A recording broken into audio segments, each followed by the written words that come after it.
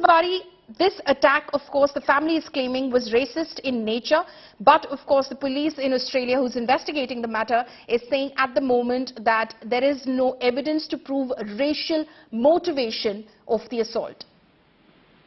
Well, it's extremely unfortunate what has happened, and I do hope that this young student, Shubham Garg from Agra, is able to recover from the dastardly assault. But I do recall that way back on the 3rd of January 2010, a young constituent of mine from the ground, Mr. Garg, was stabbed to death in Melbourne.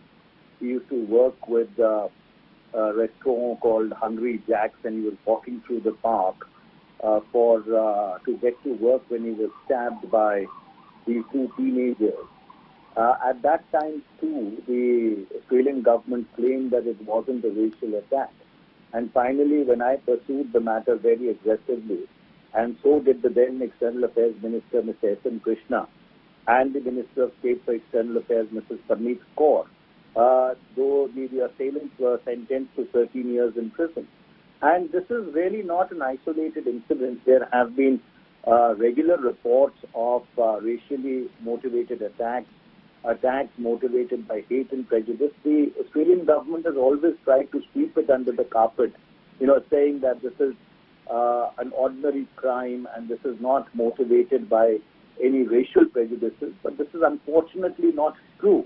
And so therefore, what has happened in Sydney with this young gentleman, Shubham Garg, could in all probability be a racial attack. And I would urge the government of India to be proactive and not really become a collaborator with the Australian government in trying to hush up matters.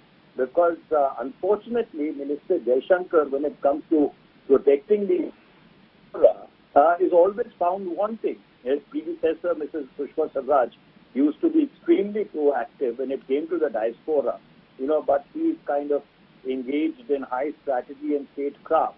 And I don't think he has mind space for the welfare of the Indian diaspora at all. So those are very strong words that you're using. You're saying you're urging the Indian government to not become a collaborator with the Australian government in trying to hush up the matter. Yes, because of the simple reason that if the parents of the child are not able to get a visa for one long week, what is the government of India doing? What is the Ministry of External Affairs doing? Why do we have a Ministry of External Affairs when they are not able to help Indian citizens in distress? And the utter insensitivity of the Australian government is appalling, for the lack of a better word, that when you have somebody's young child struggling between life and death, and the parents have to, for 7 days, keep knocking at the door and question asking for a visa, can there be anything more shocking than that? Right.